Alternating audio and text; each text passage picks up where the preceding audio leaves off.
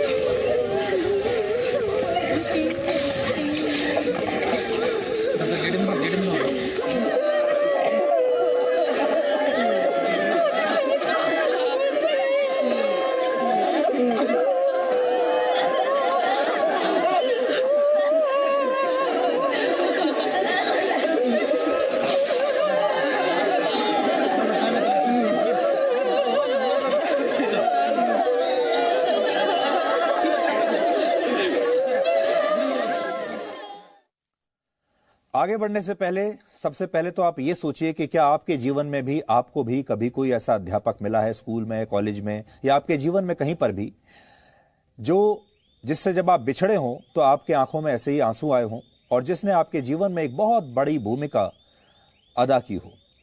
तो एक तो ये जरूर सोच के रखिएगा। और दूसरी बड़ी बात यह है कि ये जो खबर आई है ये कर्नाटक के एक जिले से आई है। उस जिले का नाम है बीदर। और बीदर जिला ऐसा है जहां पर राष्ट्रीय मीडिया तो कभी नहीं पहुंचेगा। तभी पहुंचेगा या तो वहां कोई बहुत बड़ी दुर्घटना हो जाए या बहुत बड़ा कोई विवाद हो जाए, तभी वहां से खबरें आएंगी। लेकिन आज हम बीदर पहुंचे और हम इस नए नायक की कहानी आपको बता रहे हैं।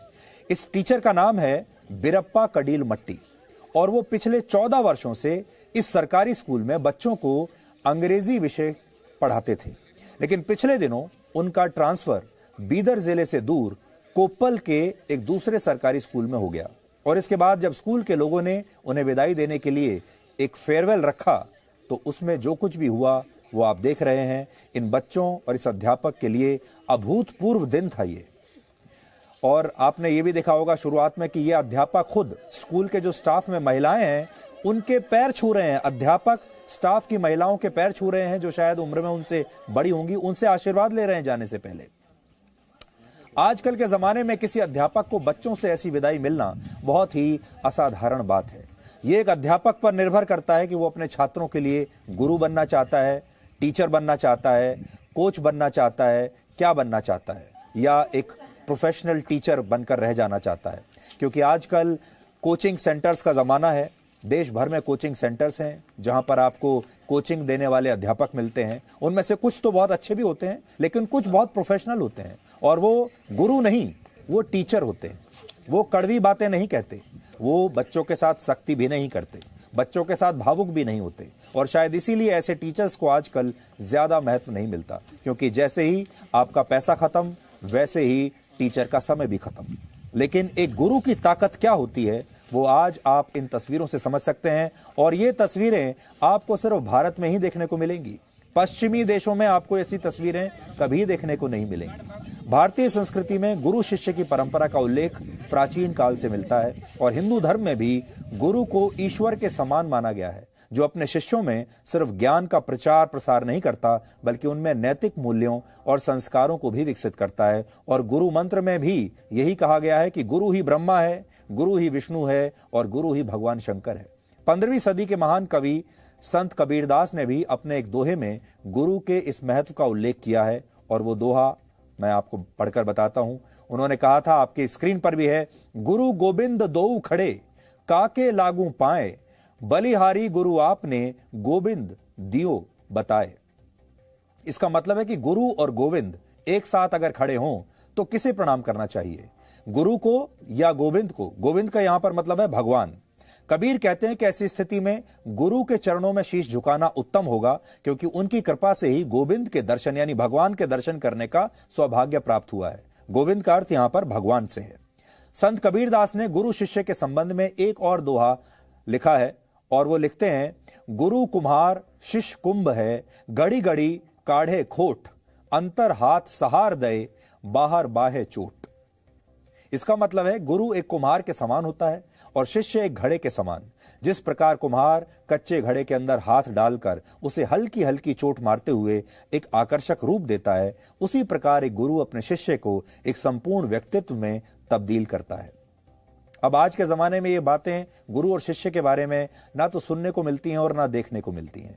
और ये भी एक विडंबना है कि जिन पश्चिमी देशों को आज हम ज्यादा सभ्य मानते हैं, सजग मानते हैं, उन्हें कर्तव्यनिष्ठ भी मानते हैं, और हमारे देश के जो युवा हैं वो सपना देखते हैं कि वो विदेशी यूनिवर्सिटीज में, कॉलेजों में या स्कूलों में जाकर पढ़ाई करेंगे, उन देशों में गुरु शिष्य की ऐसी परंपरा आपको कहीं दिखाई नहीं देगी। वहां स्कूलों और कॉलेजों में शिक्षक और गुरु नहीं होते, बल्कि उनकी जगह कोचेज होते हैं या प्रोफेशनल प्रोफेसर्स होते हैं, जिनके लिए बच्चों को पढ़ाना एक प्रोफेशन से ज्यादा कुछ नहीं। और इसे आप एक उदाहरण से समझ सकते हैं। अमेरिका के शिकागो में सैकड़ों छात्रों ने आजकल फीस बढ़ाने के विरोध में वहां की 17 बड़ी यूनिवर्सिटीज और प्रोफेसर्स के खिलाफ अदालत में मुकदमा कर दिया है। यानी एक तरफ तो अमेरिका के वो छात्र हैं जो फीस बढ़ाने पर अपने टीचर्स को अदालत में ले जाने से भी चूकते नहीं, और दूसरी तरफ भारत के ये छात्र हैं जो अपने अध्यापक का ट्रांसफर होने पर ही इतने भावुक हो गए और उनके चरण स्पर्श करके उनका आशीर्वाद लेते हैं। I was very emotional on that day. Why? Because Government High School Ekla is not only a school, but it is like a house for me, where children, staff, and I have mingled like a family members. I have treated my students like my own children, and they loved me very much. Yes, their love and affection is my real wealth, what I have earned in my 14th year service in that school. I think that today situation is beyond description. I am totally emotional on that day. When I was leaving that school, I felt like a married girl mourn when she was departing her parents' house to her husband's house. All my staff treated me like as their own family members. That's why I touched their feet to get their blessings for my further future or services.